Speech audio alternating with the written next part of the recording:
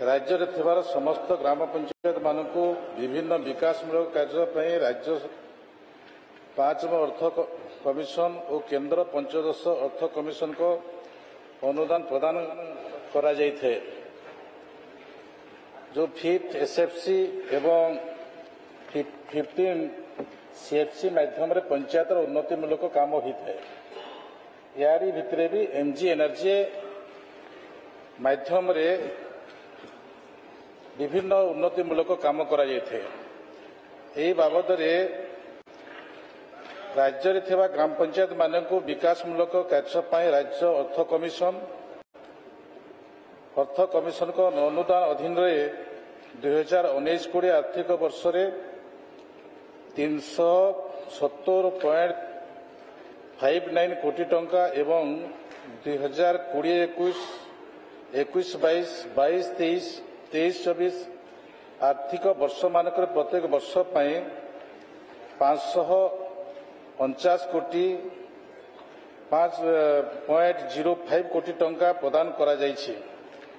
सही परी राज्य रे जो 5th सीएफसी अर्थ आमे जहाँ हस्तगत करिछु सही परी राज्य रे थिबा ग्राम पंचायत मानकु विकास मूलक कार्य ପାଇଁ केंद्र अर्थ कमिशन को अनुदान अधीन रे 19-20 21-22 22-23 आर्थिक वर्ष रे यथाक्रमे 2399 कोटी 0.54 कोटी टंका आमे हस्तगत होइछि एवं वर्षवारी भितर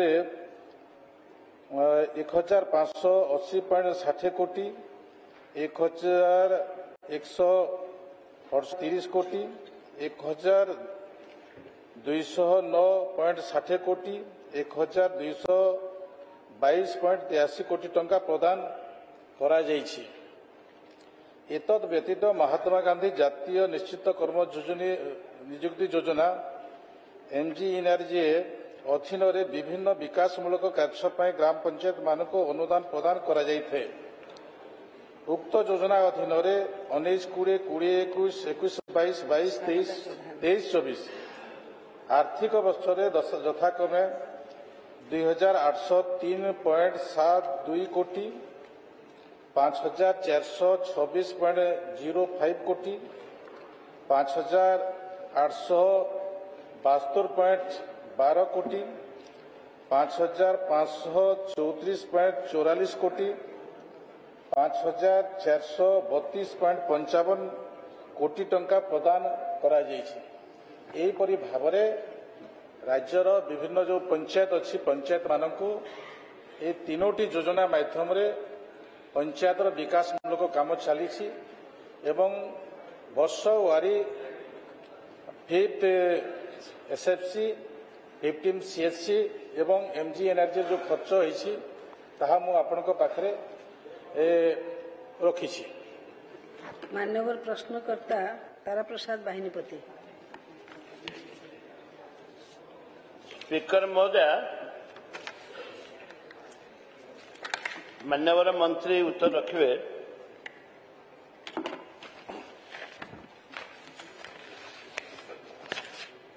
नवीन ओडिशा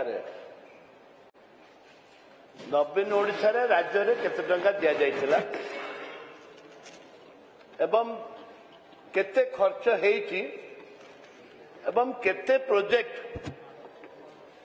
खर्च नहीं कि ताकू काटी दिया जाइछि। वर्तमान नुआ सरकार आसिला परे नवीन ओडिशा रे केते प्रोजेक्ट को कैंसिल कर दिया जाइछि। नंबर 1। नंबर 2, हमर एनआरजी रे ओडिशा रे को ब्लॉक फास्ट हेइछि एवं केते टंका खर्च होइतिला एवं राज्य सरकार केंद्र सरकार को ब्लॉक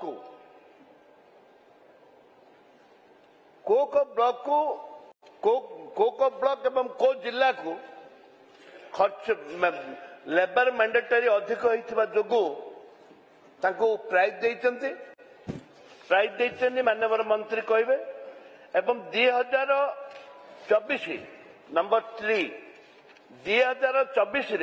2024 रे आमे सीएफसी केंद्र सरकार जो अर्थ आसुची केते टंका आसीची एवं तार 2021-22-23 रो जो यूसी जो आमे यूटिलाइजेशन सर्टिफिकेट दौचे केते यूटिलाइजेशन सर्टिफिकेट देचे एवं दिया हिनी।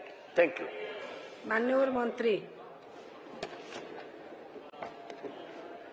बाचस्पति महाशय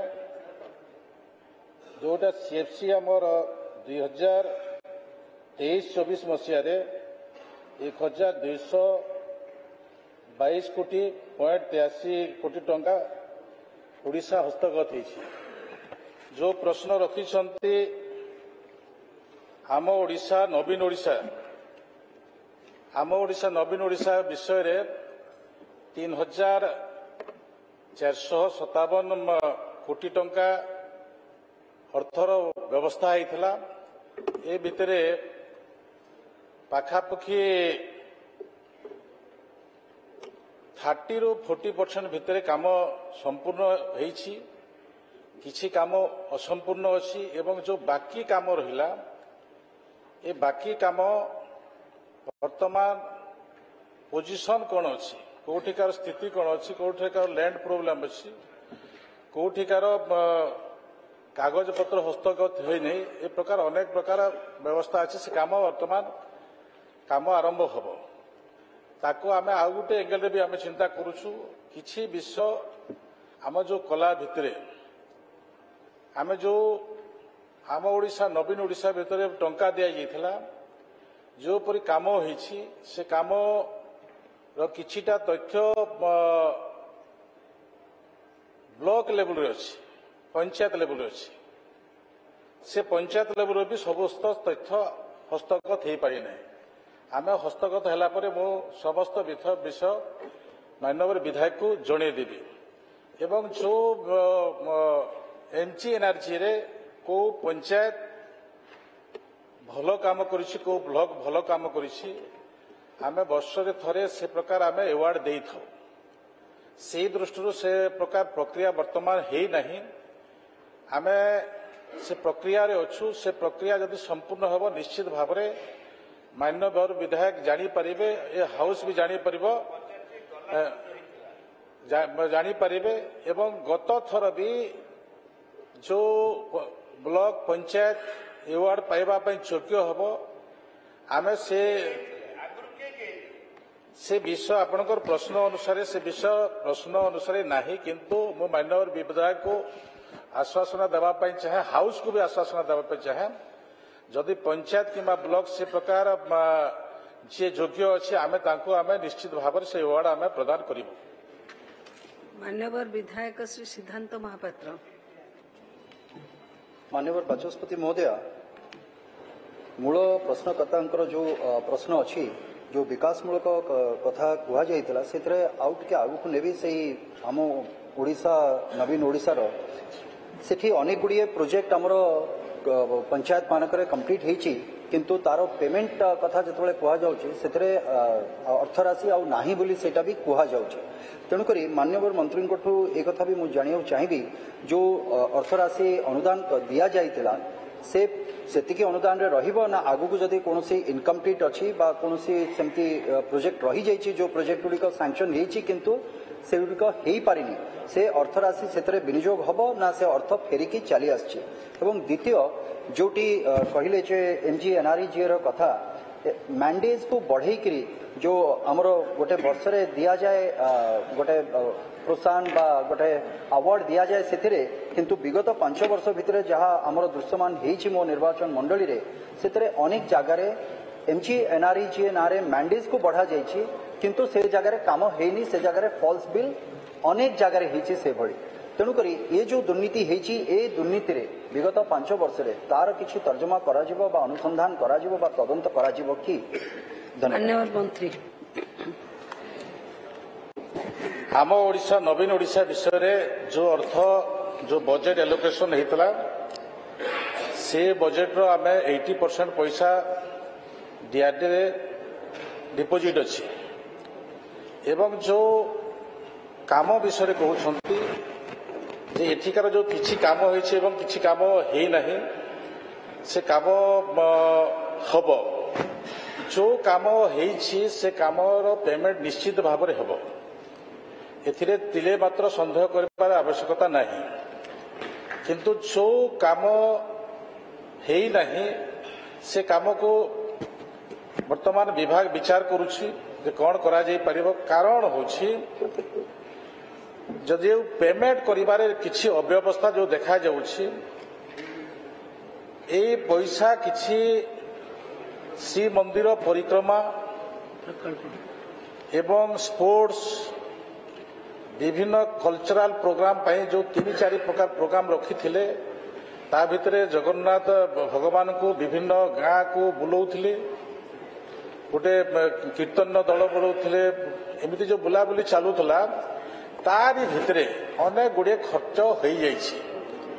ସେଇ ଦୃଷ୍ଟିରୁ ଯୋଉମାନେ କାମ କରିଛନ୍ତି ସେମାନେ ସେ ପଇସା ପାଇବାରୁ ବଞ୍ଚିତ ହେଉଛନ୍ତି। ଏ ବିଷୟ ଜାଣିବା ଆବଶ୍ୟକ ଅଛି। ତ ସେ ଦୃଷ୍ଟିରୁ ସେ ବ୍ଲକରେ ପଇସାର ଅଭାବ ବି ଦେଖାଯାଇଥିବ କି ପଞ୍ଚାୟତର ପଇସାର ବି ଅଭାବ ଦେଖାଯାଇଥିବ। ତ ମୁଁ ଅବଗତ କରିଦେବା ପାଇଁ ଚାହେଁ ଆମେ ତା ଉପରେ ଆଉ ଟିକେ ତର୍ଜମା କରୁଛୁ ଏବଂ ଯେଉଁମାନେ କାମ କରିଛନ୍ତି ସେମାନେ ନିଶ୍ଚିତ ଭାବରେ ତାଙ୍କର ପାଉଣା ପାଇବେ।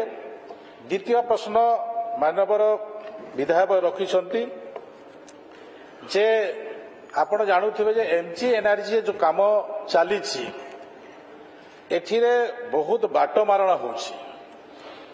ଯୋଉ ଜବ୍ କାର୍ଡ ଆମେ ଦେଇଛୁ ସେ ଜବ୍ କାର୍ଡରେ ବହୁତ ଗନ୍ତିଆ ଭଳିଆ ଲୋକ ଜବ୍ କାର୍ଡ ହିତାଧିକାରୀ ଅଛନ୍ତି।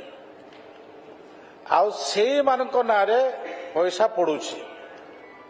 ଯୋଉମାନେ କାମ କରୁଛନ୍ତି ସେ କାମ କରୁଥିବା ଲୋକ ବି ଟଙ୍କା ପାଇପାରୁନାହାନ୍ତି।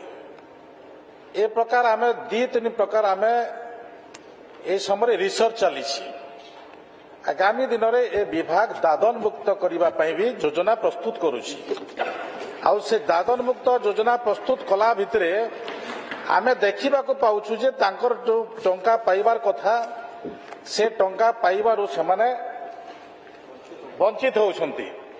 ତ ଏଠାରେ ମୁଁ ଅବଗତ କରିଦେବା ପାଇଁ ଚାହେଁ ଯେ ଯୋଉମାନେ କାମ କରିଛନ୍ତି ଏବଂ ବଞ୍ଚିତ ଅଛନ୍ତି ସେହି ପ୍ରକାର କେବଳ ଗୋଟିଏ ନିର୍ବାଚନରେ 147 ନିର୍ବାଚନ ମଣ୍ଡଳୀରୁ ସେ ପ୍ରକାର ଯଦି ଉଦାହରଣ ମୋତେ ଦେଇପାରିବେ ନିଶ୍ଚିତ ଭାବରେ ତାକୁ ଆମେ ଇନକ୍ୱାରି କରି ଯୋଉମାନେ କାମ କରିଛନ୍ତି ସେମାନେ ନିଶ୍ଚିତ ଭାବରେ ତାଙ୍କର ଟଙ୍କା ପାଇପାରିବେ।